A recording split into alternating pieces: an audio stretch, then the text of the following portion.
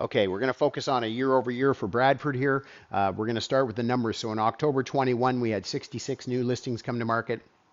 58 sales through the month and 35 active listings. Active listings are what didn't sell and carry into the next month.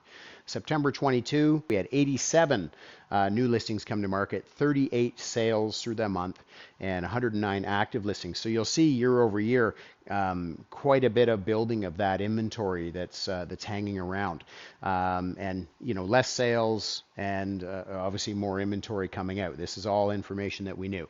We come into October 22, we had 77 new listings come to market, so slight decline, 39 sales, so that's good. We're seeing more sales happen through the month, 95 active listings, also good. So we're seeing a decline coming into October. Looking at the money, $1,140,000 was the average sale price across all home types in Bradford a year ago.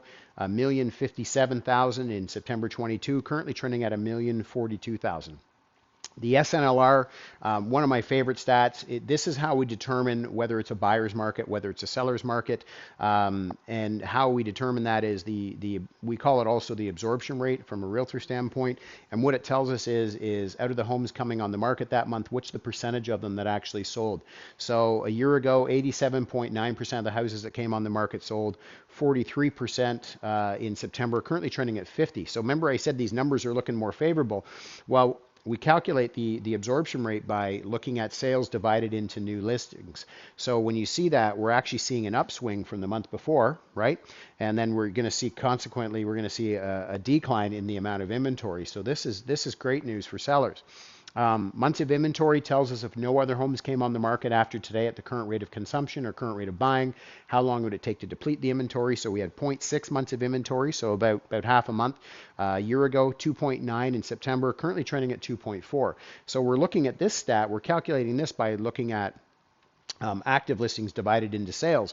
So when we're looking at that, these numbers generally go opposing to each other. So as the absorption rate starts to climb, which we're seeing, the months of inventory starts to go down. Now, there are times where we see these go in the same direction. There are certain times in the market. You might see that in the spring, for instance, when you get a lot of listings coming on the market, that kind of thing. They're not always going to go counter to each other. But I would say 9 times out of 10, you're going to see these go opposing to each other. So when we start seeing declines in inventory and inclines in absorption rate, that's what you want, sellers. Sale price to list price ratio, home selling 7.1% above asking price a year ago, 97.4 in September, currently trending at 95.9. So home selling predominantly under asking at this point.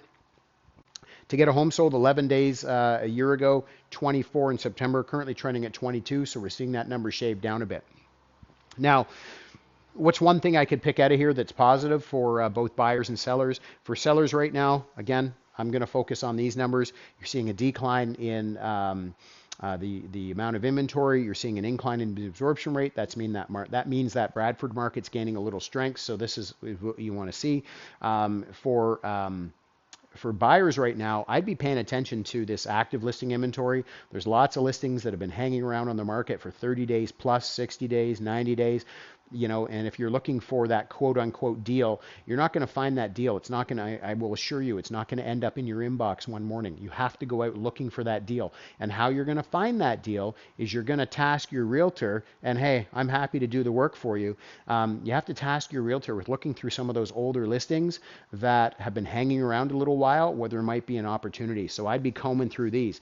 The other thing I would be looking at from a buyer standpoint is this average sale price. We are seeing in some markets where the average sale price is actually up month over month.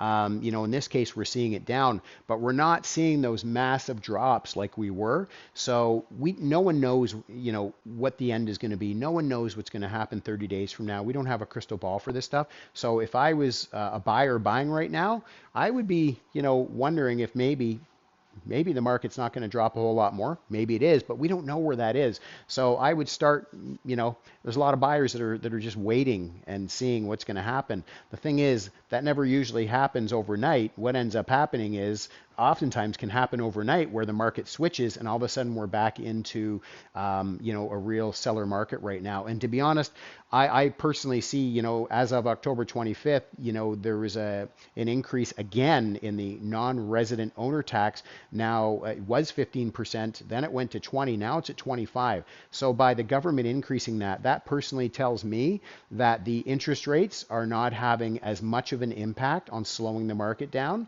and they're having to implement other things as well. So again, I don't know how much more drop you're going to see. I personally think the big drops have already happened. I hope you found this information helpful. If I can help you with your Bradford buy or sell, please don't hesitate to reach out.